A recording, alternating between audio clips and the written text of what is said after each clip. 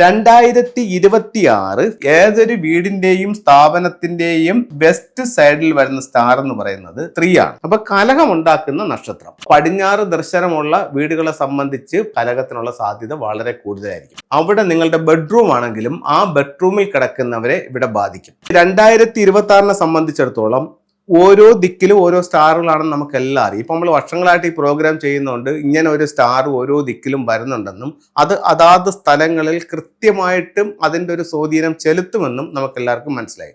അതേസമയം 2026 ഫെബ്രുവരിയിൽ ഏതൊരു വീടിൻ്റെയും സ്ഥാപനത്തിൻ്റെയും ഓഫീസിൻ്റെ ആയാലും വെസ്റ്റ് സൈഡിൽ വരുന്ന സ്റ്റാർ എന്ന് പറയുന്നത് 3 ആണ്. അപ്പോൾ ഓരോ സ്റ്റാറുകൾക്കും ഓരോ പേരുകളുണ്ട്. ഇതിനെ 3ക്ക് കോറൽ സ്റ്റാർ എന്നാണ് പറയുന്നത്. കോറൽ എന്ന് വെച്ചാൽ കലഹം. അപ്പൊ കലഹം ഉണ്ടാക്കുന്ന നക്ഷത്രം. അപ്പൊ ഇത് എവിടെ വരുന്നോ അവിടെ അതിൻ്റെ ഒരു എനർജി ആയിരിക്കും. അപ്പൊ ഈ ഒരു ഭാഗത്ത് നമുക്ക് പ്രധാന ഡോർ ഉണ്ടെങ്കിൽ എന്ത് സംഭവിക്കും?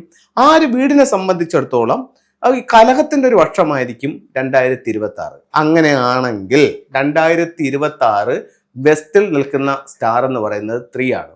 അപ്പോൾ പടിഞ്ഞാറ് ദർശനമുള്ള വീടുകളെ സംബന്ധിച്ച് പടിഞ്ഞാറ് ഭാഗത്ത് പ്രധാന വാതിലുകളെ സംബന്ധിച്ച് അവിടെ കലഹത്തിന്റെ സ്റ്റാറായ 3 നിൽപ്പുണ്ട്. കലഹത്തിനുള്ള സാധ്യത വളരെ കൂടുതലായിരിക്കും.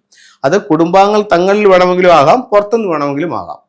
അപ്പം അത്തരം സ്ഥലങ്ങളിൽ നമുക്ക് എന്ത് ചെയ്യാമെന്ന് ചോദിച്ചു കഴിഞ്ഞാൽ അവിടെ നമുക്ക് ഒരു റെഡ് മാറ്റ് കൊടുക്കാം.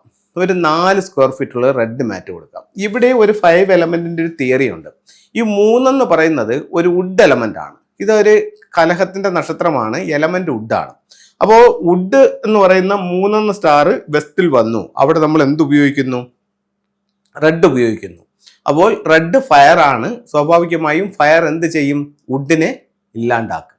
അപ്പോൾ ആ ഒരു തിയറി അനുസരിച്ചിട്ട് ആ ഒരു പ്രശ്നം അവിടെ സോൾവ് ആവും. അവിടെ കുറേശ്ശെ ഇല്ലാതായിക്കൊണ്ടേയിരിക്കും. അത് ഒരു തിയറി.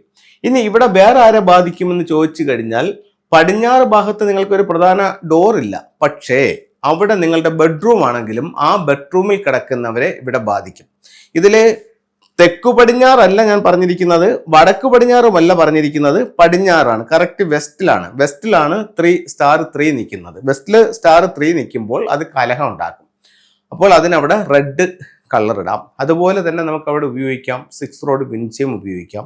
അതുപോലെ നമുക്ക് ഉപയോഗിക്കാവുന്ന ബെഡ്റൂം ആണെങ്കിൽ ബെഡ്റൂമിനകത്ത് ഒരു 4 സ്ക്വയർ ഫീറ്റ് ഉള്ള ഒരു റെഡ് മാറ്റും നമുക്കവിടെ കൊടുക്കാം. അങ്ങനെ അതിന് നമുക്ക് പരിഹാരം ചെയ്യാനായിട്ട് സാധിക്കുന്നതാണ്. ഇനി ഫെങ്ഷുയിലെ ചില ടൂൾസുകൾ നോക്കാം. ഓരോ ടൂളുകളും നമുക്ക് അതാത് സ്ഥലങ്ങളിൽ നമ്മൾ വെക്കുമ്പോൾ അതിൻ്റെതായിട്ടുള്ള റിസൾട്ട് നമ്മുടെ ലൈഫിലേക്ക് കൊണ്ടുവരും. ഇത് നമുക്ക് എല്ലാവർക്കും വളരെ പരിചയമുള്ളൊരു ടൂളാണ്. ഇതിനെ ടർക്കിഷ് ബ്ലൂ ഐ എന്നാണ് പറയുന്നത്. ഇതിൻ്റെ ചെറിയ ബീഡ്സ് കിട്ടും. നമുക്ക് കുട്ടികൾക്ക് കഴുത്തിൽ ലോക്കറ്റായിട്ട് ധരിക്കാം, മറ്റേ മുതിർന്നവർക്ക് കയ്യിൽ ബ്രേസ്ലെറ്റ് ആയിട്ട് ധരിക്കാം. ഇത് മാല കിട്ടും.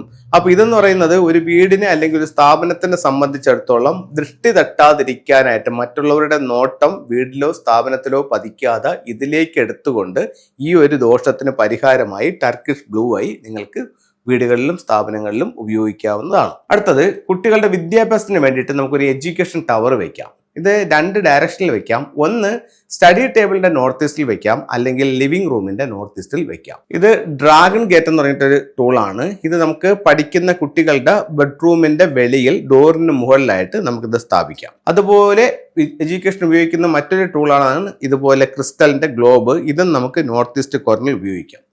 അപ്പോൾ ഇത്തരത്തിലുള്ള ഫെങ്ഷുയി ടൂളുകൾ നമുക്ക് നല്ല റിസൾട്ടുകൾ കിട്ടുന്നതാണ്. നിങ്ങൾക്കിന്ന് വാങ്ങിച്ച് പരീക്ഷിച്ച് നോക്കാവുന്നതാണ്.